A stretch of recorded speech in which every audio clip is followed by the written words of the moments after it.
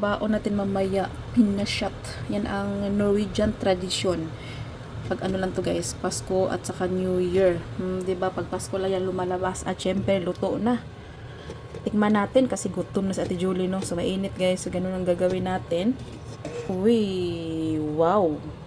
Ayan ang ating suman. So tikman natin kasi gutom na tayo. I think luto na to guys kasi naka 1 hour na, no.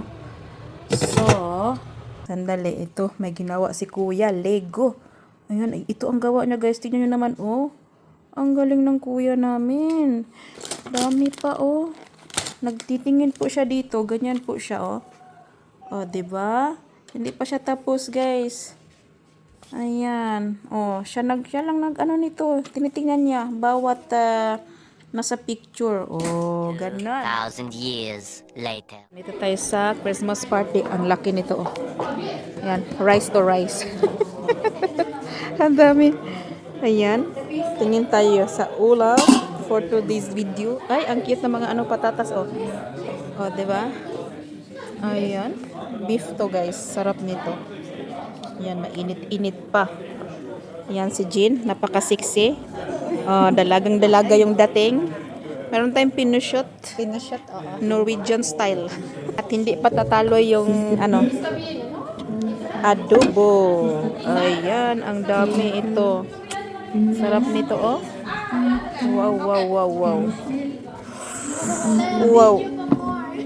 Hello guys, ayan, nandito naman sa Ate Julie. At syempre, bago nag-prepare ng mga pagkain at bago tayo kumain o kami kumain is ito, mag-ano mo ng mga bata, mag Santa Lucia. So pakita ko sa inyo kasi ito yung tradisyon dito sa Norway. Ito yung Santa Lucia ang tawag ko sa amin yan. Tingnan nyo kung ano yung ginagawa nila. Kakanta mo na sila bago kami kakain ng dinner. O, diba yung mga bata?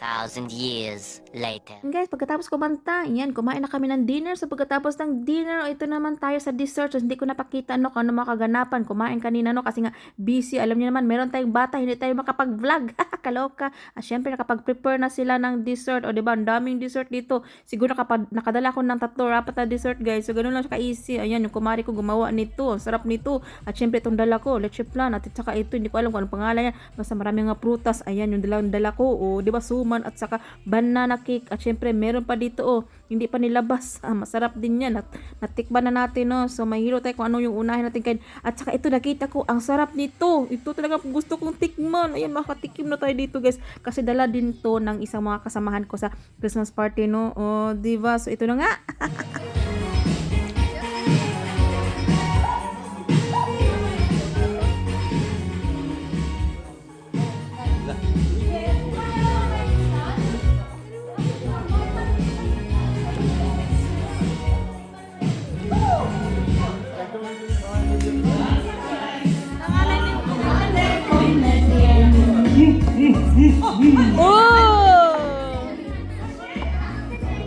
Halleluja, lille barnet!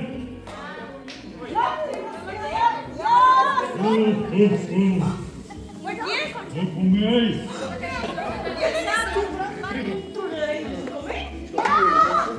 Det er julenissen. Hvor er du? Kan du spørre, hvor er du? Hvor er julenissen? Se der borte.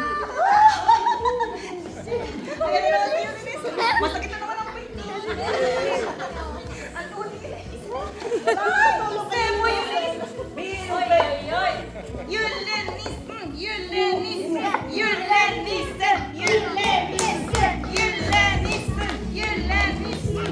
Åh, så mange julenissen, julenissen, julenissen, julenissen. Hei, julenissen! Så hyggelig at du kommer på besøk. Sliten, ja. Hvor skal vi la julenissen i dag? Martin, da julenissen.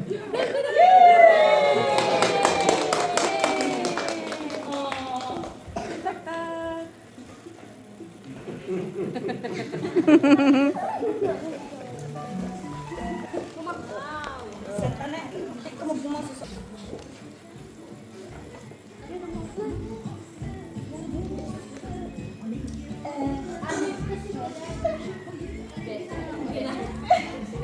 Ganda.